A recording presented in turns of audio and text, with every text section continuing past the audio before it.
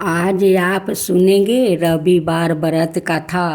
कार्तिक महीना में सूर्या देव और छठ माँ के पावन दिन है। अगर कार्तिक माह में आप सभी ने सूर्या भगवान को कथा सुनते हैं, गीत सुनते हैं, तो आप पर सूर्या भगवान बहुत कृपा करेंगे, बहुत कृपा करेंगे। क्योंकि पूरे कार्तिक महीने सूर्या भगवान का पावन दिन है। प्राचीन काल में एक बुढ़िया रहती थी। वो नियमित रूप से रविवार का व्रत करती। रविवार के दिन सूर्या उदय से पहले उठकर बुढ़िया स्नादि से निमृत होकर आंगन को गोबर से लीप कर स्वच्छ करती। उसके बाद सूर्या भगवान की पूजा करते हुए रविवार व्रत कथा सुनकर सूर्या भगवान का भोग लगाकर दिन में एक समय भोजन करती। सूर्या भगवान की अनुकंपा से बुढ़िया को किसी प्रकार की चिंता और कष्ट नहीं थी। धीरे धीरे उसका घर धन धनाई से भर रहा था। उस बुढ़िया को सुखी होते देख कर उसकी पड़ोसिन उसे जलने लगी। बुढ़िया ने कोई गाय नहीं पाल रखी थी, अतः वो अपनी पड़ोसिन के आंगन में बंधी गाय का गोबर लाती थी। और पड़ोसिन से कुछ सोच कर अपनी गाय को घर के भीतर बांध दिया। रविवार को गोबर न मिलने से बुढ़िया अपना आंगन नहीं लीप सकी। आंगन ना लीप पाने के कारण उस बुढ़िया ने सूर्या भगवान को भोग नहीं लगाया और उस दिन सवाए भी भोजन नहीं किया। सूर्यास्त होने पर बुढ़िया भूखी प्यासी सो गई। प्रात काल सूर्योदय से पूरब उस बुढ़िया की आंख खुली तो वो अपने घर के आंगन में सुंदर गाय और बछड़े को देखकर हैरान हो गई। गाय को आंगन में बांधकर उसने जल्दी से उसे चारा लगा कर खिलाया। पड़ोसिन ने उस बुढ़िया के आंगन में बंधी सुंदर गाय और बछड़े को देखा तो वो उसे और अधिक जलने लगी। तभी गाय ने सोने का गोबर किया। गोबर को देखते ही पड़ोसिन की आंखें फट गई। पड़ोसिन ने उस बुढ़िया को आस पास ना पाकर तुरंत उस गोबर को उठाया और अपने घर ले गई और अपनी गाय का गोबर वहाँ राख आई। सोने के गोबर से पड़ोसिन कुछ ही दिनों में धनवान हो गई। गाय प्रतिदिन सूर्योदय से पूरब सोने का गोबर किया करती थी और बुढ़िया के उठने के पहले पड़ोसिन उस गोबर को उठा कर ले जाती थी। बहुत दिनों तक बुढ़िया को सोने के गोबर के बारे में कुछ पता नहीं चला। बुढ़िया पहले की तरह हर रविवार को भगवान सूर्या देव का व्रत करती रही और कथा सुनती रही। लेकिन सूर्या भगवान को जब पड़ोसिन की चालाकी का पता चला तो उन्होंने तेज आंधी चलाई। आंधी का प्रकोप देखकर बुढ़िया ने गाय को घर के भीतर बांध दिया। सुबह उठकर बुढ़िया ने सोने का गोबर देखा तो उसे बहुत आश्चर्य हुआ। उस दिन के बाद बुढ़िया गाय को घर के भीतर बांधने लगी। सोने के गोबर से बुढ़िया कुछ ही दिनों में बहुत धनी हो गई। उस बुढ़िया के धनी होने से पड़ोसिन बुरी तरह जल पूर कर राख हो गई और उसने अपने पति को समझा बुझाकर उसे नगर के राजा के पास भेज दिया। सुंदर गाय को देखकर राजा बहुत खुश हुआ। सुबह जब राजा ने सोने का गोबर देखा तो उसके आश्चर्य का ठिकाना न रहा। उधर सूर्या भगवान को भूखी पियासी बुढ़िया को इस तरह प्रार्थना करते देखे उस पर बहुत करुणा आई। उसी रात सूर्या भगवान ने राजा को सपना में कहा, राजन, बुढ़िया की गाय बछड़ा तुरंत लौटा दो, नहीं तो तुम पर विपत्तियों का पहाड़ टूट पड़ेगा, तुम्हारा महल नष्ट हो जाएगा। सूर्य भगवान के सपने से बुरी तरह भयभीत राजा ने प्रात उठे ही गाय और बछड़ा बुढ़िया को लौटा दिया।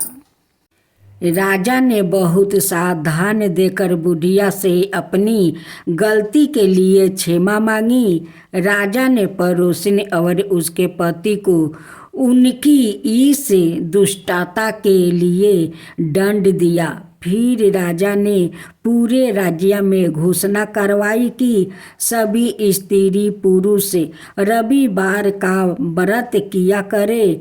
रविवार का व्रत करने से सभी लोगों के घर धने धनाए से भर गया।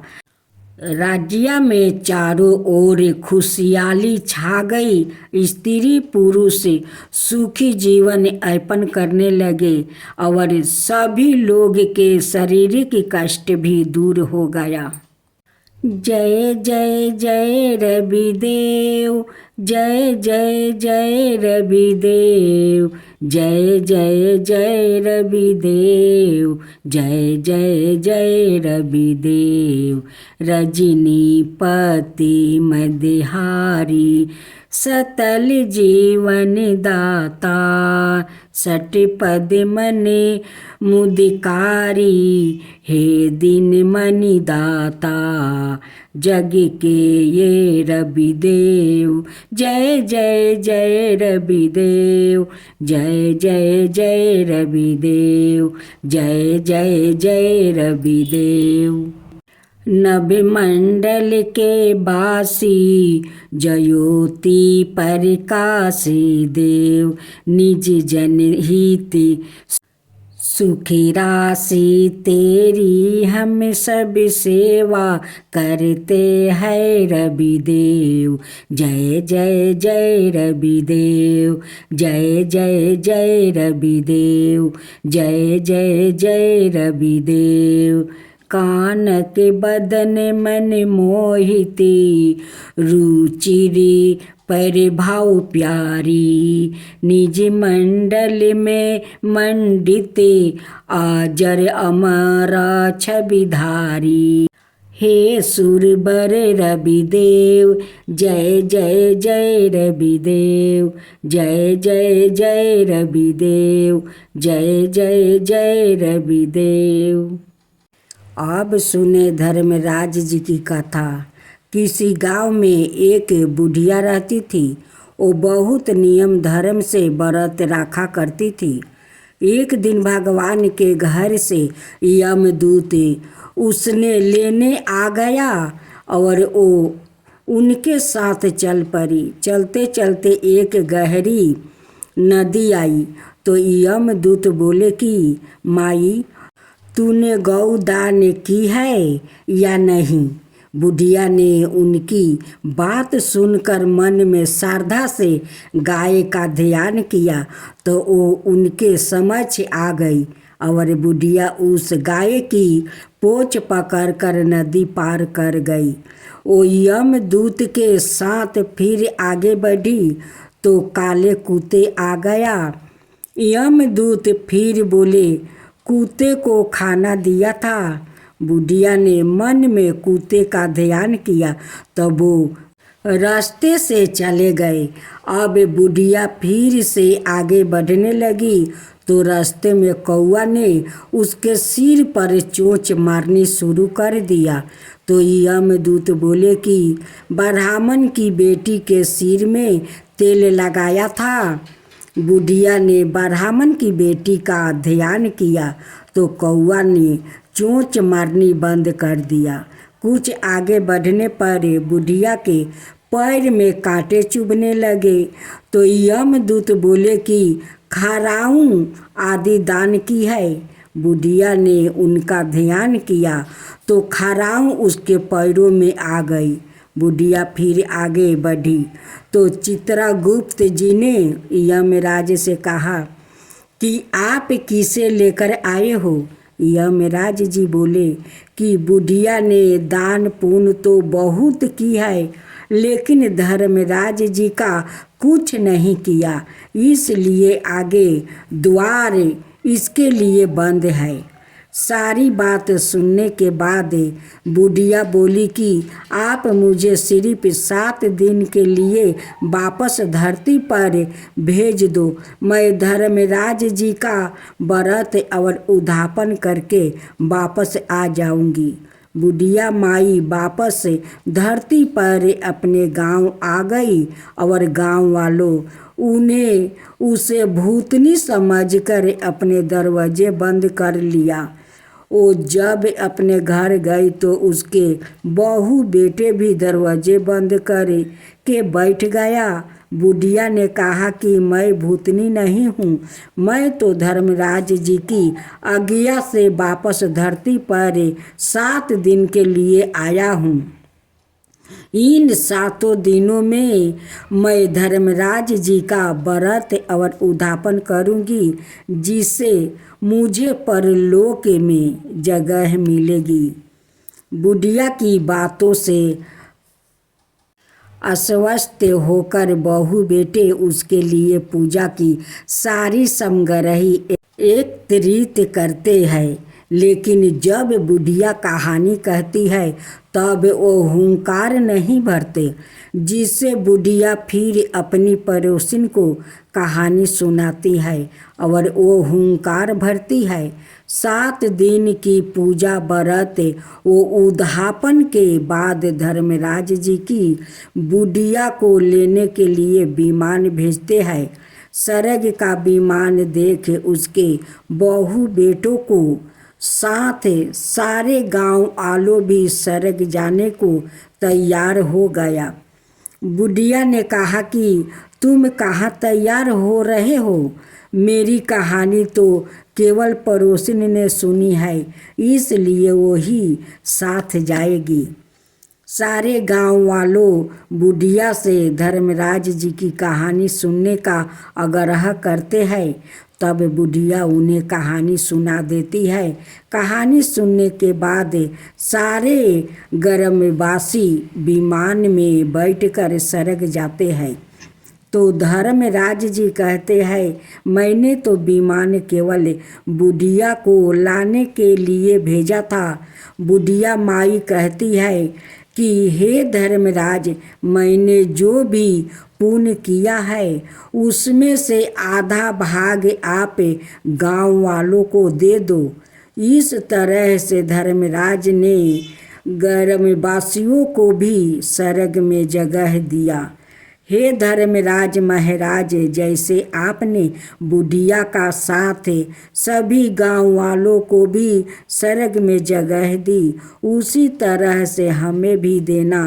कहानी सुनने वाले, हुंकार भरने वालों को भी और कहानी कहने वालों को भी जगह देना। धर्मराज महाराज जी की जय।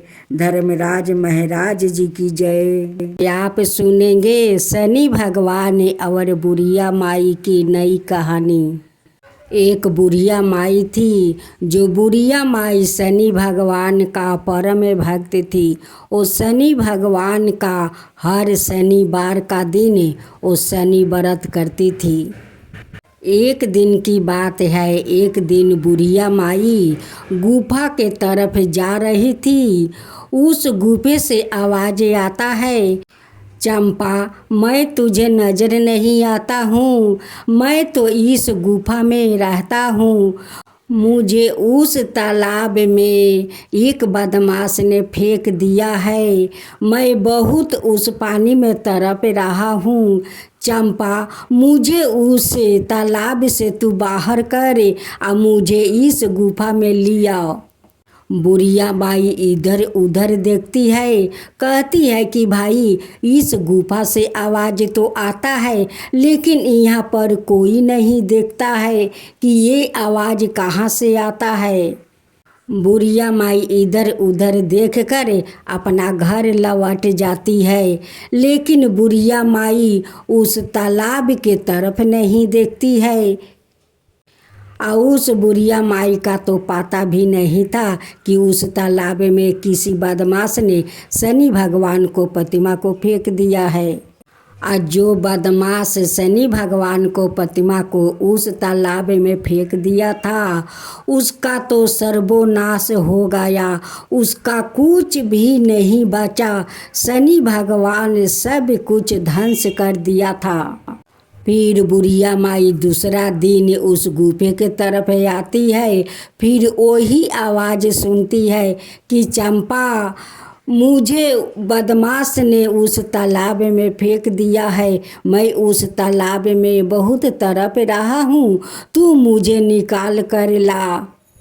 इस गुफे में मुझे फिर से बैठा दे चंपा, फिर से बैठा दे।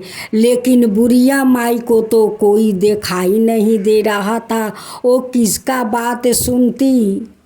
एक दिन बुढ़िया माई उसी तालाब में स्नान करने जाती है।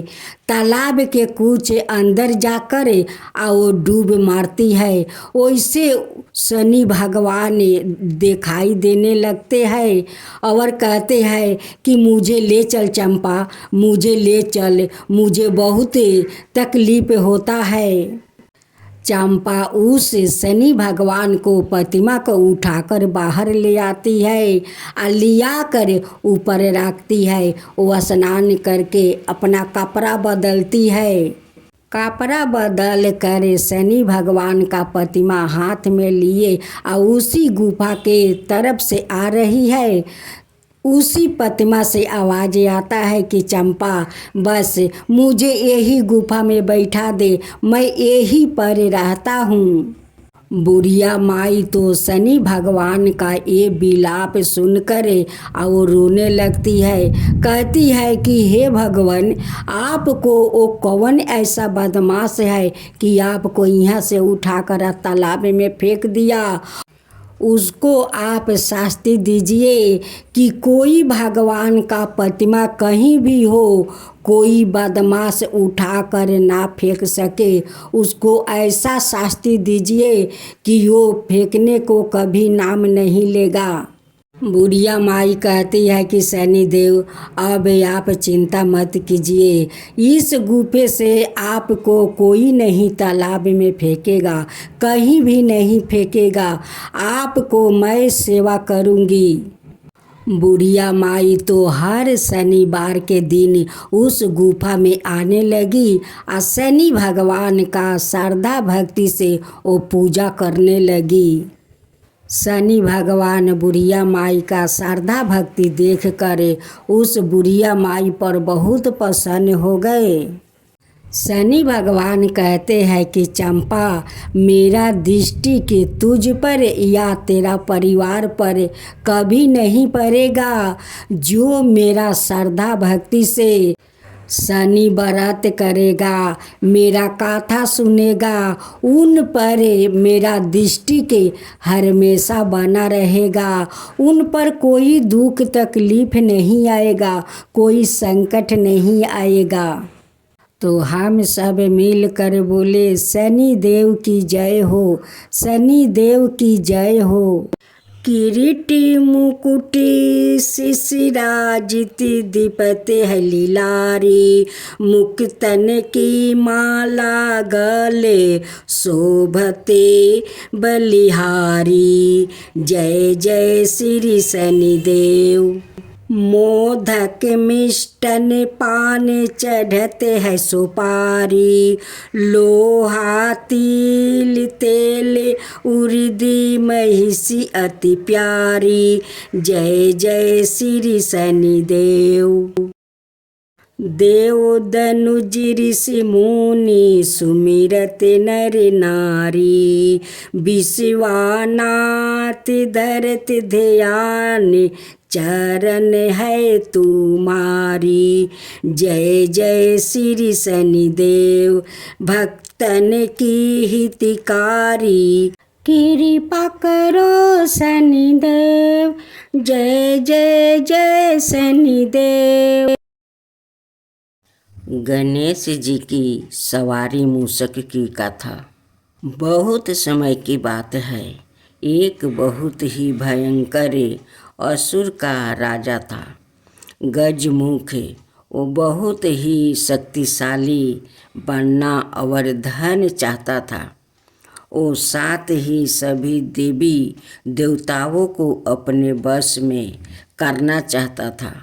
इसलिए हमेशा भगवान शिव से वरदान के लिए तपस्या करता था। शिव जी से वरदान पाने के लिए वो अपना राज्य छोड़कर जंगल में जाकर रहने लगा और शिव जी से वरदान प्राप्ति करने के लिए बिना पानी पिए भोजन खाए रात दिन तपस्या करने लगा। कुछ साल बीत गया। शिव जी उसके अपार तप को देखकर प्रभावित हो गया और शिव जी उसके सामने प्रकट हुए।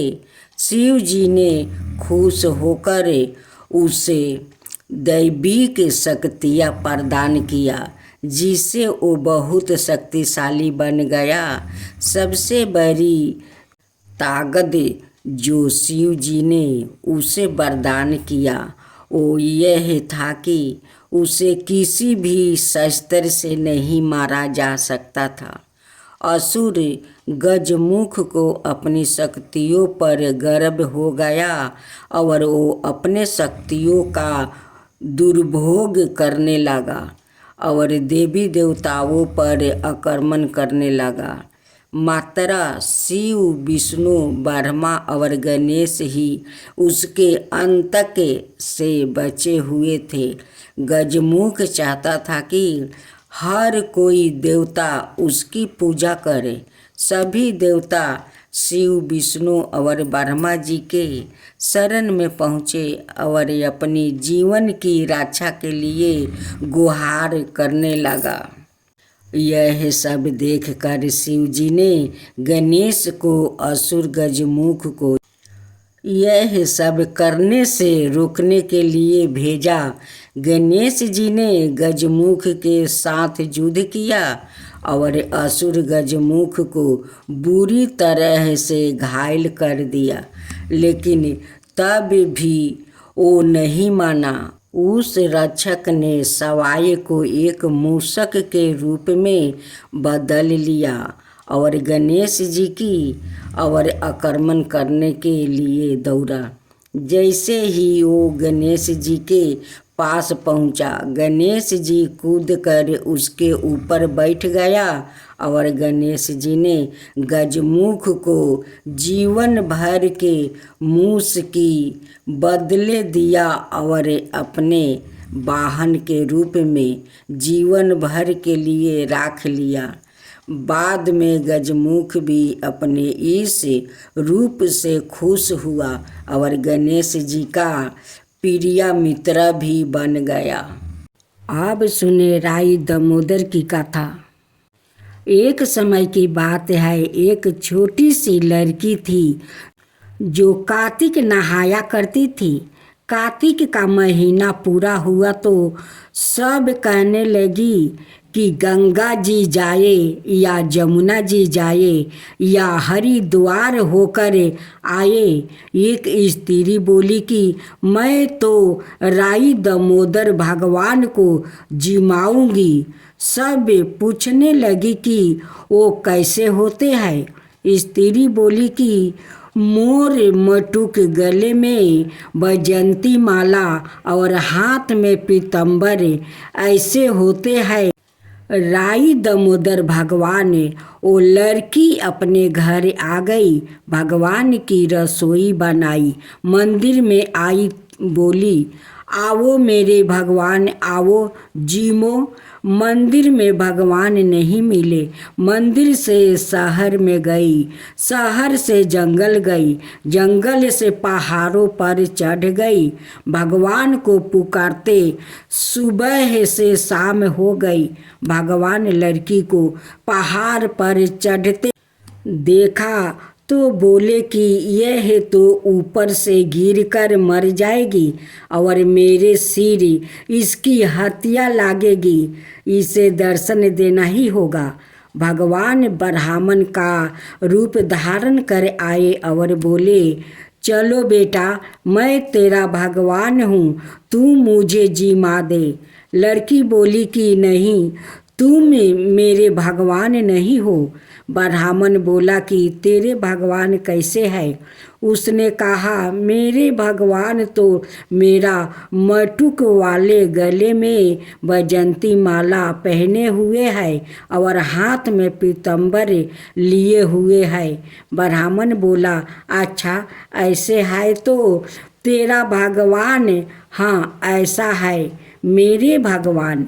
अब भगवान ने लड़की के सामने अपना चतुर्भुजा रूप दिखाया और लड़की खुश हो गई और बोली कि हाँ, तुम ही मेरे भगवान हो। अब आगे आगे वो छोटी लड़की भाग रही थी और पीछे भगवान आ रहे थे। भागते भागते संग की सहेलिया से बोली कि मेरे घर मेरे भगवान आए हैं। उनमें से किसी एक ने कहा कि देखो तो इसके भगवान कैसे हैं। जिनके भाग्य में भगवान के दर्शन लिखे थे उन्हें हो गया। हे राई दामोदर भगवान, जैसे आपने लड़की को दर्शन दिया वैसा ही सभी को देना।